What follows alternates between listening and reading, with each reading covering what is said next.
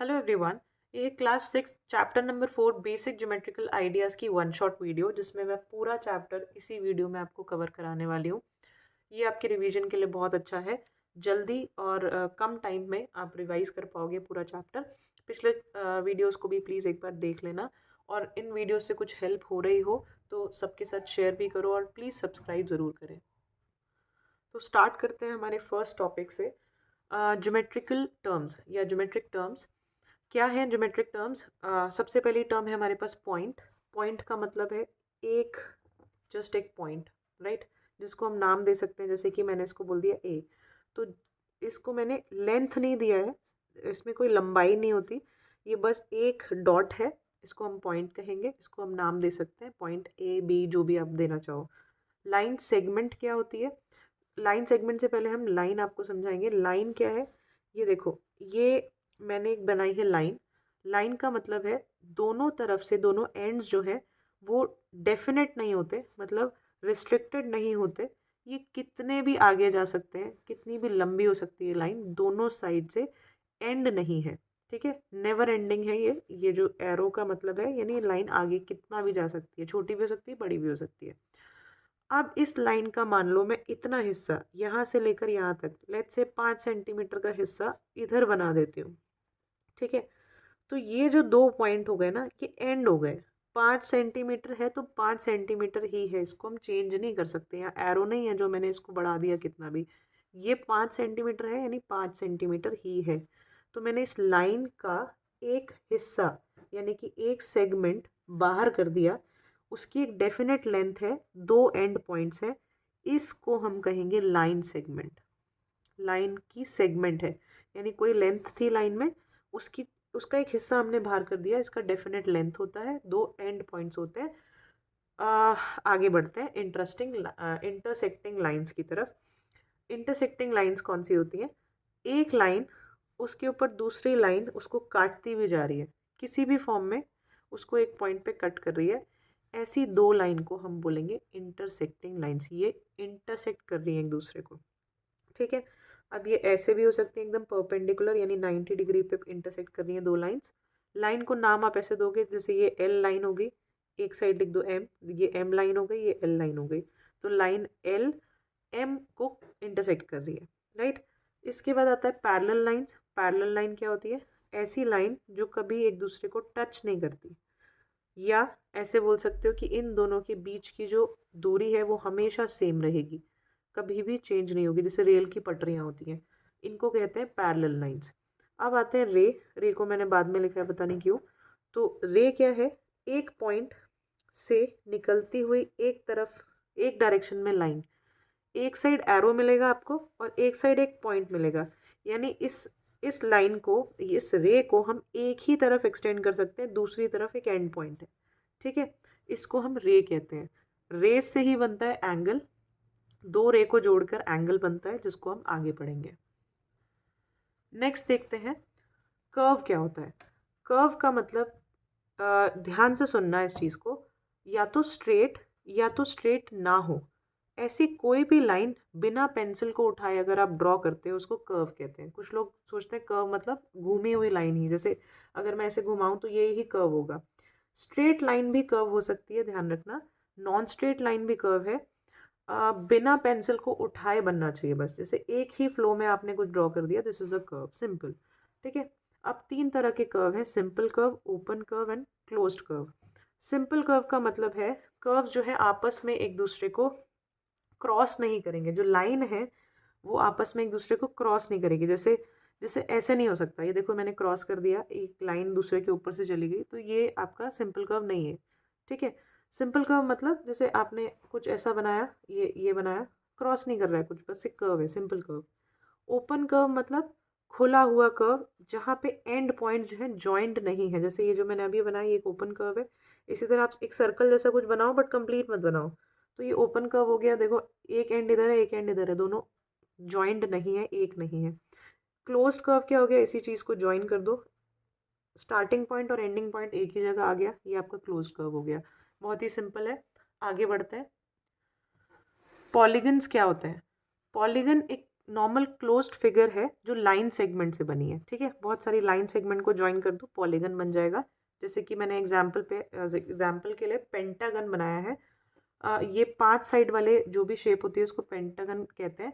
तो यहाँ पे साइड्स जो हैं देखो क्या क्या है। ए बी से शुरू करते हैं। ए बी एक साइड है, उसके बाद बी सी एक साइड है, सी डी एक साइड है, डी ई एक साइड है और ई ए एक साइड है। साइड का नाम आपको कैसे लिखना होता है, ए बी एक साइड हो गई पूरी, मतलब उसका स्टार्टिंग पॉइंट और एंडिंग पॉइंट पूरा लिखना है, ठीक है। तो साइड्स आपको समझ आ गया। अब देखते हैं एडजेसेंट साइड्स क्या होंगी। एडजेसेंट मतलब जो एक दूसरे के साथ साथ लगी हुई हैं। जैसे कि ए बी के साथ कौन सी साइड है, बी सी लगी हुई है, बिल्कुल साथ। एक जो वर्टेक्स है, वर्टेक्स होता है एक पॉइंट, किनारा, ठीक है। ये जो वर्टेक्स है कॉमन हो, एडजेसेंट साइड्स हो गए जिनके वर्टेक्स जो है सेम होता है। जैसे बी वर्टेक्स से एक ये साइड निकल रही है, एक ये साइड निकल रही है, तो बी सी और बी ए जो है एडजेसेंट हो गए। इसी तरह से डी ई और ई ए ये दोनों भी ई वर्टेक्स से निकल रहे हैं, तो ये दोनों एडजेसेंट हो गए, साथ साथ हैं। तो वर्टेक्स समझ आ गया, यहाँ पे एडजेसेंट साइड समझ आ गया।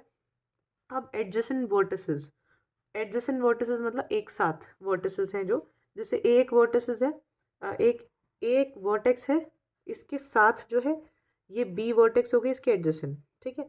इसी तरह ए के एडजेसेंट एक और वर्टेक्स है सी, तो ए की एडजेसेंट वर्टेक्स हो गई सी, सॉरी ई और बी। इसी तरह डी के एडजेसेंट हो गया ई एंड सी जो उसके जो साथ में है। इसी तरह से आप देखते हैं डायगनल्स क्या होती हैं। सो डायगनल का मतलब है कि जो भी वर्टिसेस है ना वो आपस में ऑपोजिट वर्टेक्स को अगर आप मिला दो तो डायगनल बन जाती हैं। ये मोस्टली शेप के अंदर से जाती हैं। जैसे ये देखो मैंने ए डी को मिला दिया, ए सी को मिला दिया, तो ये बन गई डायगनल। इसी तरह बी ई को मिला दिया या बी डी को मिला दिया, ये बन गई डायगनल। इसी तरह ई सी एंड ई बी ये बन गई डायगनल, ठीक है। तो एक फिगर के ऑपोजिट वर्टेक्स को मिला देना शेप के अंदर, उसको हम डायगनल कहते हैं। नेक्स्ट आते हैं हम लोग ट्रायंगल पे। ट्रायंगल का मतलब क्या है, 3 साइड से बनी हुई शेप को हम ट्रायंगल कहते हैं। 3 एंगल्स होंगे इसमें और 3 साइड्स होंगी, 3 ही वर्टेक्स होंगी। कौन कौन सी, किनारे देखो A B and C, 3 vertex हो गई। 3 ही साइड, पहली साइड ए बी, फिर दूसरी बी सी और तीसरी सी है। एंगल्स भी 3 होंगे। एंगल्स को कैसे लिखते हैं, मान लो हमें ए एंगल की बात करनी है तो मैं ए को बीच में लूँगी और बी और सी उनके साइड में रहेंगे, तो एंगल ऐसे लिखेंगे, एंगल का साइन या तो यहाँ से शुरू कर लो सी ए बी, या इधर से स्टार्ट कर लो बी ए सी, दोनों ही एक ही ये वाला एंगल की बात हो रही है, ठीक है। तो बी ए सी या एंगल सी ए बी, ठीक है। तो जिसके ऊपर एंगल बन रहा है वो बीच में रखना है, बाकी आप दोनों साइड्स के नाम लिख सकते हो। इसी तरह एंगल सी अगर मुझे बात करनी है तो ये एंगल का नाम होगा एंगल, पहले एंगल का साइन ए सी बी, ए सी बी, इस तरह से। ऐसे ही या मैं इसको लिख सकती हूँ ये नाम से भी, बी साइड से शुरू करो, बी सी एंड ए, तो भी यही एंगल है, राइट। अब देखते हैं क्वाड्रिलेटरल्स। क्वाड्रिलेटरल एक वो शेप है जो 4 साइड से बनी है। इसमें भी मैंने एक शेप बनाई है जस्ट रैंडमली। अब आपको काफ़ी सारी चीज़ें इसमें समझ खुद ही आ जाएंगी। जैसे कि अगर मैं बोलूँ इसमें वर्टेक्स कौन कौन सी है, तो वर्टेक्स है A B C D, 4 vertex हैं। इसी तरह से अगर मैं बोलूँ एडजेसेंट साइड्स कौन सी हैं, तो ए बी के एडजेसेंट साइड होगी ए डी या बी सी, दोनों में से कोई भी हो सकती है, दोनों ही ए बी के साथ साथ लगी हुई हैं। इसी तरह से सी के एडजेसेंट अगर मैं वर्टेक्स की बात करूँ तो कौन सी है, सी के साथ बी भी है और डी भी है, तो किसी भी एक का आप नाम लिख सकते हो। नेक्स्ट आता है इसमें कितने एंगल्स हैं, इसमें 4 एंगल्स हैं, एक ये वाला, एक ये वाला, एक ये वाला, एक ये वाला। इन चारों को हम बोलेंगे इंटीरियर एंगल्स क्योंकि अंदर बन रहे हैं। इसी तरह ट्राइंगल में भी था, अगर ट्राइंगल की किसी कोई भी शेप हो, ज़रूरी नहीं है ट्राइंगल ही हो, कोई भी शेप अगर हम अंदर कोई पॉइंट हो, इसके भी अंदर पॉइंट है तो हम इसको बोलते हैं इंटीरियर ऑफ द ट्राइंगल या इंटीरियर ऑफ द क्वाड्रिलेटरल। अगर कोई शेप के बाहर कोई पॉइंट है तो हम इसको बोलेंगे एक्सटीरियर ऑफ द शेप या एक्सटीरियर ऑफ द क्वाड्रिलेटरल या जो भी शेप है, राइट। तो ये कुछ चीज़ें आपको ध्यान रखनी है। इसमें भी डायगनल्स के नाम आप लिख सकते हो, जैसे डायगनल इस वर्टेक्स को इसकी ऑपोजिट वर्टेक्स के साथ ज्वाइन करो तो बी डी एक डायगनल हो गई। इसी तरह ए को सी से ज्वाइन करो तो ए सी एक डायगनल हो गई, ठीक है। तो एक 4 साइडेड फिगर में 4 साइडेड शेप में 2 डायगनल्स हो सकती हैं। नेक्स्ट आते हैं हम सर्कल के ऊपर। सर्कल क्या है, देखो सर्कल एक ऐसी शेप है जो एक पॉइंट से इक्वल दूरी पे एक लाइन बनती है, उसको हम सर्कल कहते हैं। फिर से सुनो मेरी बात, एक पॉइंट से, एक सेंटर पॉइंट से इक्वल दूरी पे अगर मैं एक लाइन ड्रॉ कर दूँ, इस सेंटर से हर बार सेम दूरी पे मैं एक लाइन बना दूँ, तो वो कर्व्ड बनेगी और उस जो भी वो शेप बनेगी उसको सर्कल कहते हैं। ठीक है, अब जो ये सेंटर पॉइंट लिया है ये हुआ सेंटर, जितनी लेंथ है वो हुई रेडियस, इसको हम रेडियस कहते हैं। तो ये जो रेडियस है ये आप कहीं से भी मेजर करो ये सेम होगी, क्योंकि सेम दूरी पर ही बनी है, इसलिए radius of a circle is always same, कहीं से भी आप मेजर कर सकते हो। ठीक है, अब आते हैं डायमीटर की बात। तो अगर कोई सर्कल है, सर्कल में एक साइड से एक साइड से उसके ऑपोजिट साइड से तक बिल्कुल बिल्कुल सीधा ले जाओ, एक साइड से ऑपोजिट बिल्कुल सीधा ले जाओ, ये होती है डायमीटर। तो ये जनरली रेडियस का डबल होती है। जैसे रेडियस अगर 5 सेंटीमीटर है तो डबल कर दो, ये पूरी दूरी हो गई 10 सेंटीमीटर। तो डायमीटर आप कहीं से भी मेजर कर सकते हो, बट एक एंड से दूसरे एंड तक आपको जाना है, this is a diameter, right. ये लॉन्गेस्ट कॉर्ड होती है। कॉर्ड क्या है वो सुनो आप।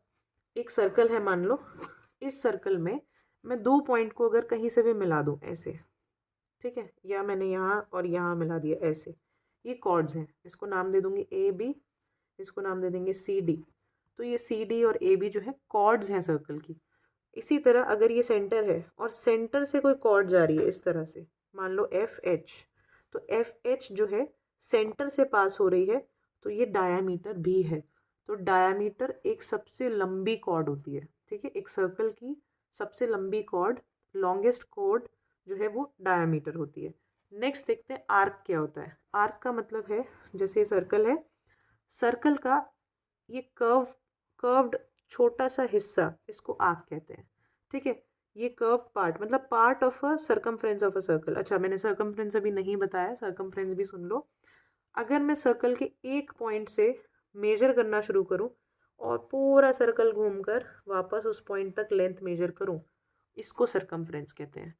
ठीक है, यानी पूरी पूरी जो फिगर है, जो शेप है, उसकी लेंथ कितनी है, उसकी बाउंड्री की लेंथ कितनी है। ठीक है, इस पूरी को हम कहेंगे सर्कमफ्रेंस। जैसे पेरीमीटर होता है शेप्स में, बस यहाँ पे पेरीमीटर वर्ड यूज़ नहीं करते हम सर्कल के लिए, हम सर्कल के लिए हमेशा सर्कमफ्रेंस यूज़ करते हैं। नेक्स्ट आता है आर्क क्या है। आर्क था सर्कमफ्रेंस का छोटा सा हिस्सा कट कर दो, उसको हम आर्क कहते हैं। ठीक है, ये भी हो सकता है ये। ठीक है, तो A B is an arc, right. ऐसे C D is an arc. Next आता है सेक्टर। अब सेक्टर क्या होता है वो ध्यान से सुनना। मान लेते हैं ये है सेंटर पॉइंट, ठीक है, और मैंने यहाँ पे ऐसे और ऐसे डिवाइड कर दिया, मतलब सेंटर से यहाँ से एक रेडियस बनाई और दूसरी रेडियस बनाई। तो सर्कल का एक पार्ट जो है, देखो ये अलग दिख रहा है आपको, इसको सेक्टर कहते हैं, राइट। इसी तरह इस सर्कल में देखो, अगर मान लो मैं यहाँ से और यहाँ ये इतना सा हिस्सा अलग कर दूँ, जैसे आप मान लो पिज़्ज़ा काट रहे हो, तो एक सेक्टर होता है, जो एक स्लाइस है वो एक सेक्टर है, राइट। एक सेगमेंट की बात करूँ तो सेगमेंट क्या है, ये सर्कल है, सर्कल में ये सेंटर है। अब ये सेंटर से छोड़ दो, सेंटर को छोड़ दो, सेंटर से नहीं जाएगी, एक कॉर्ड है, कॉर्ड मैंने बना दी। तो ये जो पार्ट है, सर्कल दो पार्ट्स में डिवाइड हो गया, तो ये वाला जो पार्ट है ये सेगमेंट है। ये माइनर सेगमेंट क्योंकि छोटा है, इसको माइनर सेगमेंट बोलेंगे। और ये बड़ा वाला जो पार्ट है इसको मेजर सेगमेंट बोलेंगे, मेजर सेगमेंट। ठीक है, इसी तरह यहाँ पे देखो, रेडियस से डिवाइड हो रहा था तो सेक्टर था, कॉर्ड से डिवीजन हो रहा है सर्कल का तो सेगमेंट बन रहा है। बहुत ध्यान से सुनना, बच्चे बहुत कंफ्यूज जाते हैं दोनों में। ठीक है, लास्ट आता है सेमी सर्कल। सेमी सर्कल क्या है, एक सर्कल उसका आधा कर दो, तो ये जो आधा सर्कल है इसको सेमी सर्कल बोलते हैं। Semi means half. ठीक है, तो half circle is a semi circle, बहुत ईजी है। ये सारे वीडियो को थोड़ा अगर स्पीड लग रही है आपको कि बहुत जल्दी जल्दी जल्दी जल्दी मैंने सिखा दिया, तो आप थोड़ा सा इसको पॉज करके भी देख सकते हो। और अगर एक एक टॉपिक पे डेडिकेटेड वीडियो देखनी है तो भी मैंने प्लेलिस्ट बनाई हुई है प्रॉपर। आप उस प्लेलिस्ट पे क्लास 6 के पर्टिकुलर चैप्टर पे जाके एक एक टॉपिक को अच्छे से कवर कर सकते हो। और प्लीज़ अगर अच्छा लग रहा है, समझ में आ रहा है, पढ़ाने का तरीका पसंद आ रहा है, तो सब्सक्राइब ज़रूर करना और अपने फ्रेंड्स के साथ शेयर करो।